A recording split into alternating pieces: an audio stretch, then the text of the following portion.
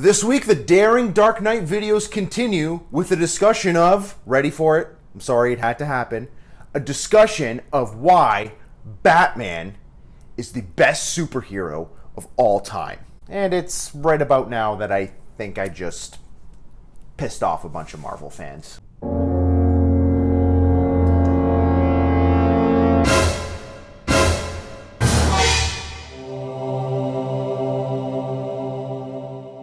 Hello to all my happy mask people, this is Dante D and welcome to the channel where we talk about comic books and other geek stuff. If you're new to the channel, welcome. Please consider subscribing for new videos published weekly on topics relating to geek culture. If you're new here today, I welcome you.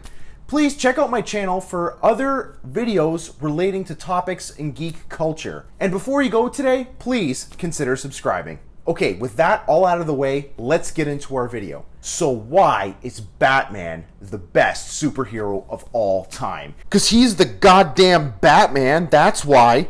I think when I say that Batman is the greatest superhero of all time, I think I'm saying that with a measure of accuracy. I'm not really just biased here. I know in other videos I have mentioned that Batman is my all-time favorite superhero. I think even if you're not a fan of Batman, you can lean back and say, you know, it's not really for me, but I can definitely see why people think he's the greatest superhero of all time. So to research for this video today, I read a few blogs, I incorporated a little bit of my own information, and I also watched this great video essay by this YouTuber here. Check it out. I think this video essay made some really great points about Batman, but I kind of added my own information to this to suit my interpretation of why Batman is the greatest superhero of all time. Now, as you're watching this video today, I really want you to forget Adam West's Bat Dance, George Clooney as a whole, and the moment when Michael Keaton sticks out his tongue to taste Michelle Pfeiffer after Catwoman gave him a kiss.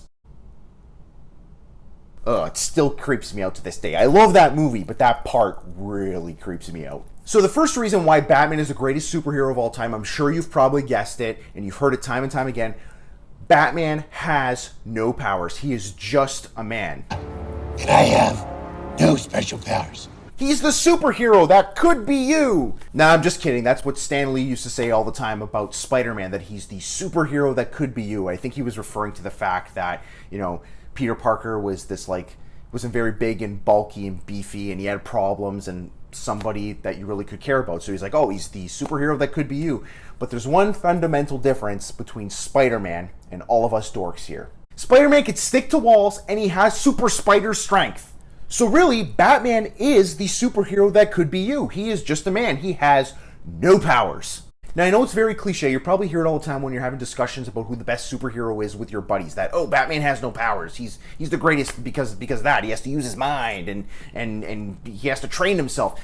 That's all true. But I really do think it's really important that Batman has no powers, because the fact that he has no powers really allows creators a greater degree of creative license that allows them to develop a particular plot as much as they want. And as we all know, the more development of a plot, the more interesting a story becomes. Not to mention, you become more attached and more invested in that particular character. Unlike most superheroes who got their powers from lab accidents or aliens or radioactivity or were just born with them, Batman had to work his ass off for his powers.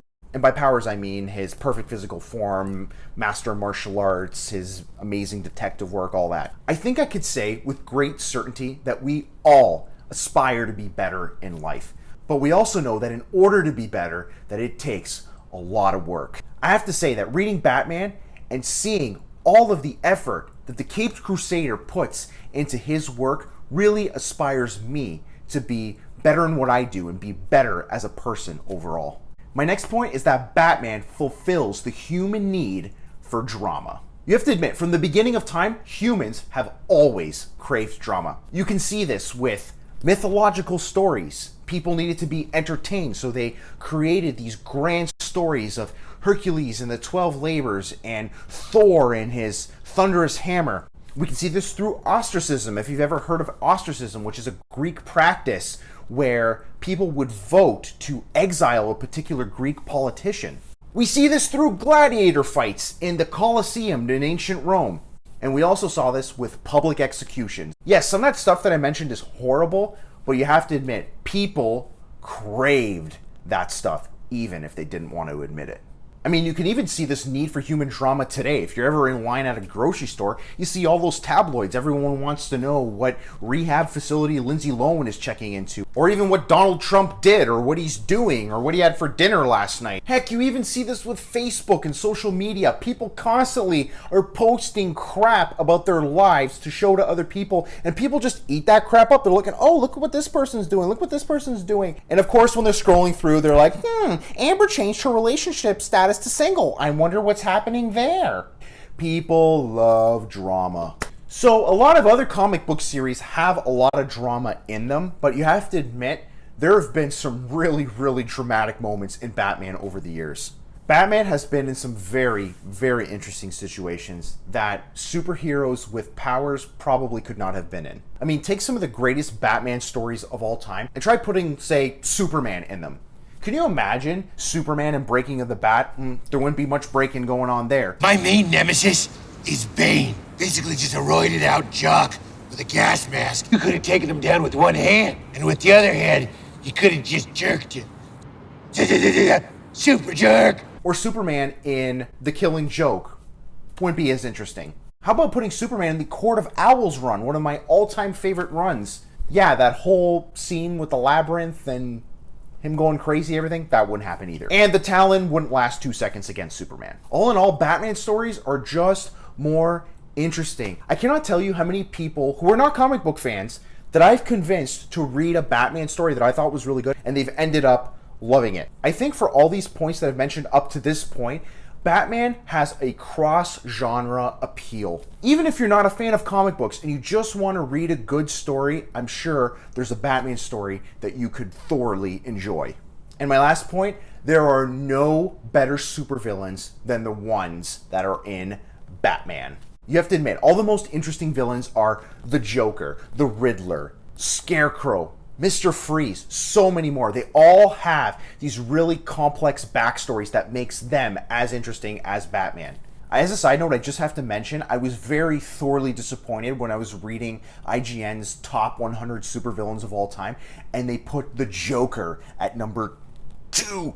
Are you kidding me? The Joker is the greatest supervillain of all time. They put Magneto as number 1. Yeah, I think Magneto's cool. He has a pretty cool backstory as well, but the Joker is number 1. That's my opinion anyway. So what's cool about the Batman supervillains, other than the fact that they all have interesting backstories, is the fact that for the most part, they don't really have powers as well. Think about the best Batman villains. They all don't have powers. The Joker, the Riddler, the Penguin, the Scarecrow. Yeah, the Scarecrow shoots around that gas, but that's not really a power. And all of these supervillains test a part of Batman's humanity and subsequently our humanity as well. Bane tests Batman's strength. This is perfectly illustrated in the breaking of the Bat story arc, which is freaking awesome. Riddler constantly tests Batman's intellect. You could see this in Scott Snyder and Greg Capullo's 0 Year run, which is a great Riddler run. Poison Ivy and Catwoman deal with temptation and lust. Scarecrow deals with fear. And of course the Joker, who tests the core part of who Batman is. The Joker tests Batman's morality. What do I mean by the Joker testing Batman's morality? Well, Batman has his rule where he refuses to kill people. Well, the Joker constantly tests Batman. He's constantly trying to get Batman to kill him, because by not killing the Joker, Joker kills how many more people? I have one rule. Oh, then that's the rule you'll have to break to know the truth. It's an endless cycle. Joker escapes, kills a bunch of people. Batman stops him, puts him back in jail or in Arkham Asylum. He escapes again, and it repeats over and over again. So Batman's morality is constantly tested there. There have been so many times where Batman just wanted to snap his neck or kill him or whatever, but he didn't. And he kind of takes a step back and says, I can't do this.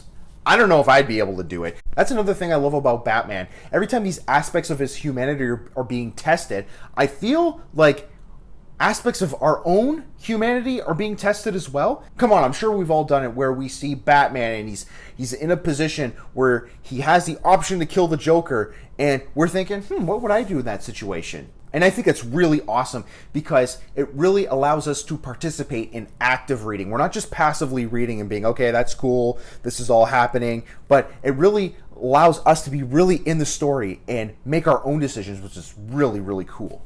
So those are my reasons why I think Batman's the best. Why do you think Batman's the best? Let me know in the comments. Also, if you think Batman is not the best, please feel free to share. I know that there are going to be a lot of people who completely disagree with me and think maybe Spider-Man's better or think that Superman's better. I would love to hear from you. Anyway, I really hope you all enjoyed this video today. Thank you for watching. Until next time, this is Dante D signing off. Ciao.